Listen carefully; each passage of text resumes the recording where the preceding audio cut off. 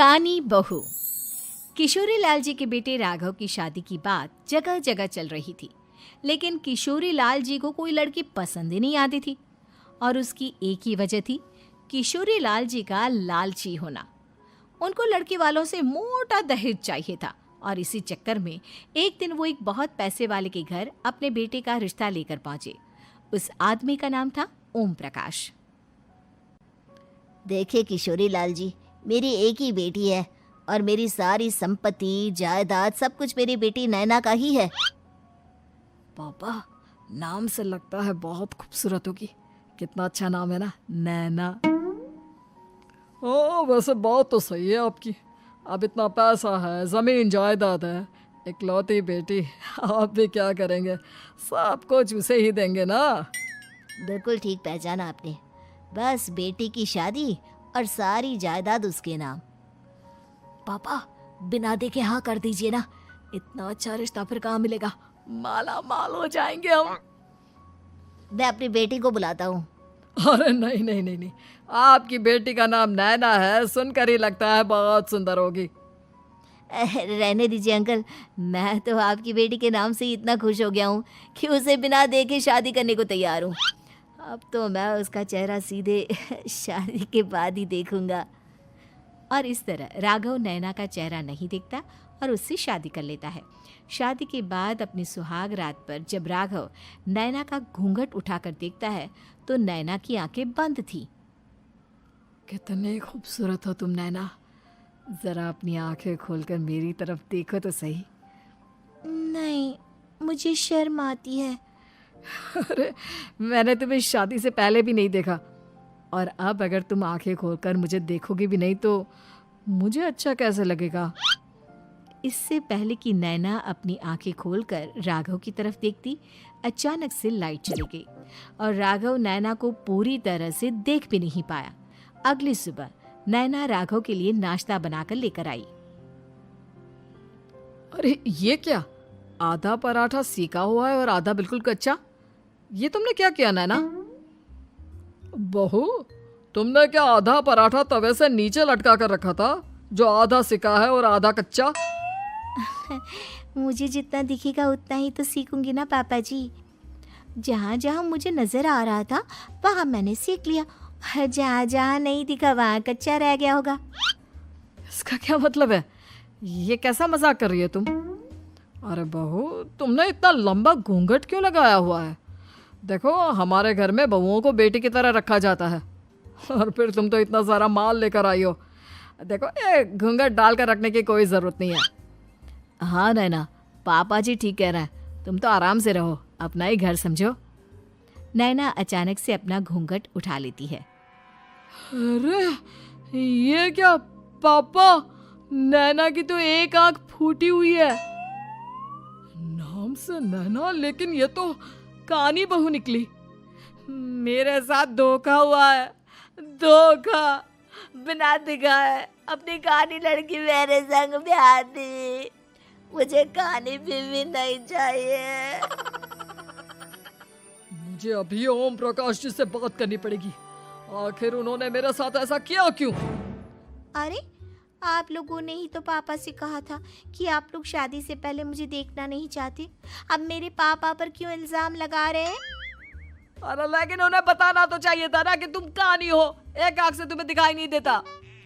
किशोरी लाल और राघव नाराज होकर ओम प्रकाश को अपने घर बुलाते हैं। पापा जी, ये आपने क्या किया? शादी से पहले बताया क्यों नहीं कि नैना की आंखों में परेशानी है? अरे, आप ही ने तो लड़की देखने से मना कर दिया था। अरे लेकिन आप बता तो सकते थे। आपको तो हमारी बेटी की प्रॉपर्टी चाहिए थी, वो भी पूरी की पूरी। अब क्या हुआ अगर उसे आधा दिखाई देता है? प्रॉपर्टी तो आपको पूरी मिल गई ना। अरे ये क्या बात हुई? मेरी शादी प्रॉपर्टी से नहीं, आपकी बेटी से हुई है। अब ये तो पहले सोचना चाहिए था, तब तो मेरी प्रॉपर्टी देखकर तुम्हारी जुबान लप लपा रही थी। लेकिन मैं कानी लड़की को अपनी बीवी बनाकर नहीं रख सकता। पापा, कुछ करिए ना आप। हाँ, करता हूँ। देखिए ओम प्रकाश जी, आप हमारे साथ ऐसा नहीं कर सकते।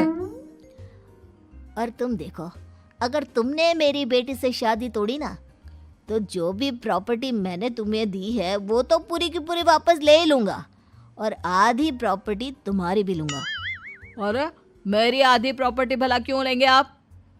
इसलिए क्योंकि मेरी बेटी को आधा नज़र आता है और उसकी नज़र अभी तक तुम्हारी आधी जायदाद पर ही पड़ी है।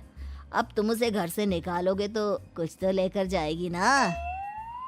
और अगर हम आपकी बेटी को अपने घर की बहू बना कर रखे तो? तो तुम्हारी पूरी प्रॉपर्टी तुम्हारी ही रहेगी, और जो मैंने तुम्हें दिया है ना, उसमें से बस मैं आधा लेकर जाऊंगा। अरे लेकिन अब आप अपनी दी हुई प्रॉपर्टी में से आधी वापस क्यों लेकर जाएंगे? अगर मैं आपकी बेटी को अपनी पत्नी बनाकर रखने को तैयार हूं तो? इसलिए ताकि भविष्य में अगर तुम मेरी बेटी को धोखा दो तो उसके पास कुछ तो रहे जो पति का हो। वैसे मेरे पास तो बहुत कुछ है, लेकिन अपने पति की कोई निशानी तो उसके पास होनी चाहिए ना।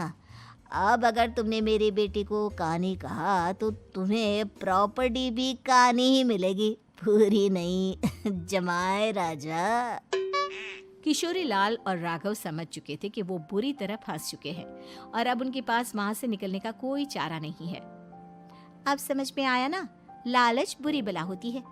एक तो तुम्हें प्रॉपर्टी मिली, ऊपर से बीवी मिली, उसमें तुम्हें नखरे भी दिखाने हैं। आए बड़े, चुपचाप बैठो दोनों। कुछ दिनों के बाद नैना राघव की कार लेकर बाजार घूमने निकलती है और जब कार लेकर वापस आती है, ये क्या? एक तरफ से मेरी गाड़ी पूरी खराब हो चुकी है। लगता है तुमने मेरी गाड़ी को किसी दूसरी गाड़ी के साथ एक्सीडेंट किया है। अरे अरे कितना बड़ा नुकसान कर दिया तुमने बहू। वो क्या है ना पापा जी, मुझे एक आंख से दिखाई नहीं दे रहा था, सामने से गाड़ी आ रही थी। मुझे तो सिर्फ आधा ही दिखाई दिया और वो गाड़ी मेरी कार से रगड़ते हुए निकल गई। अब मैं क्या करूं बताओ? आप इसे ठीक कराने के पैसे कौन देगा? तुम्हारे पापा? तुमने मुझसे इस तरह से बात की? अभी रुको। नैना राघव की शिकायत ओम प्रकाश को कर देती है। देखो राघव, अब जो मेरी आधी प्रॉपर्टी तुम्हारे पास थी ना, उसमें से आधी और मैं लेकर जाऊंगा, क्योंकि तुमने मेरी बेटी को डांटा। अरे नहीं नहीं पापा जी, गलती हो गई, माफ कर दो।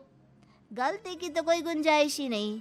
अगली बार मेरी बेटी को डांटा तो बची हुई आधी में से आधी और ले जाऊंगा।